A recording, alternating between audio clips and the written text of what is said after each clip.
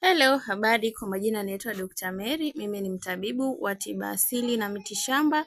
Karibu sana mpendwa mtazamaji katika chaneli hii. Chaneli hii inahusu mambo ya tiba na mambo yote ya kiasili. Mpendwa mtazamaji, kama wewe ni mara kwanza unaungana na mimi katika hii video, na kuomba subscribe ili uweze kupata elimu za tiba na miti ambayo naifundisha kila mara. Karibu sana.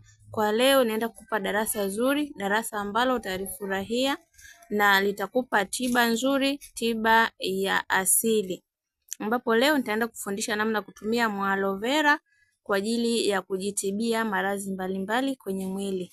Cha kwanza kabisa naenda kufundisha namna ya kutumia aloe vera kwa ajili ya kujikinga na uchawi nyumbani kwako, ambapo unaweza kukata majani ya aloe vera hata moja tu ukaweka juu ya mlango. Litakuwezesha kukuzuia na mambo mazito ya usiku. Na njia nyingine ya pili ya kujikinga na aloe vera katika mambo mbalimbali, ambapo unaweza ukakatakata majani ya aloe vera ukaweka katika maji ukaloweka, ukaweka na chumvi ya mawe, ukaweza kuoga kwa ajili ya kuondoa nuksi na mikosi katika mwili wako. Na pia kwa wale wanaosumbuliwa na ngozi, pia utasaidia ngozi yako kupumua vizuri na kuepuka vipele vya mara kwa mara.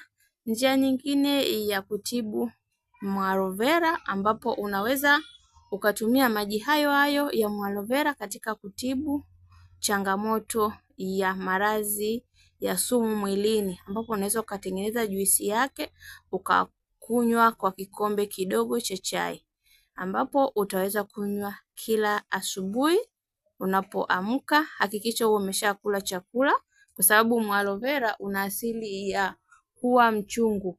Kwa hiyo aloe vera utakusaidia wewe kupunguza sumu mwilini, hasa kwa wale wanaotumia juisi na vitu vingine na vyakula vya kiwandani mara kwa mara kama keki na ulaji wa sukari. Kwa hivyo aloe vera utakupunguzia sumu mwilini na kukuondolea uchovu.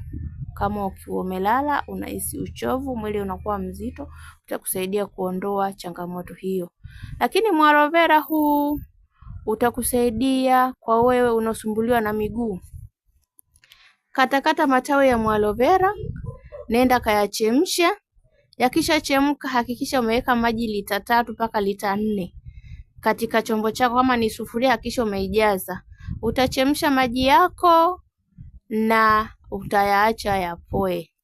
Hakikisha unafanya zoezi hili jioni.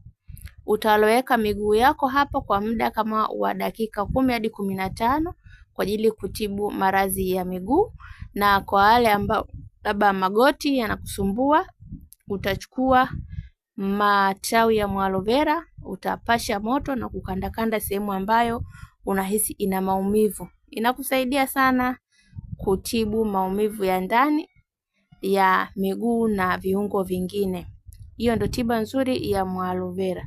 Lakini aloe vera kwenye biashara unafanya vizuri. Unaweza ukakata tawi lako la aloe vera ukaweka juu ya mlango wa biashara yako. Itakusaidia wewe kuvuta wateja katika biashara yako.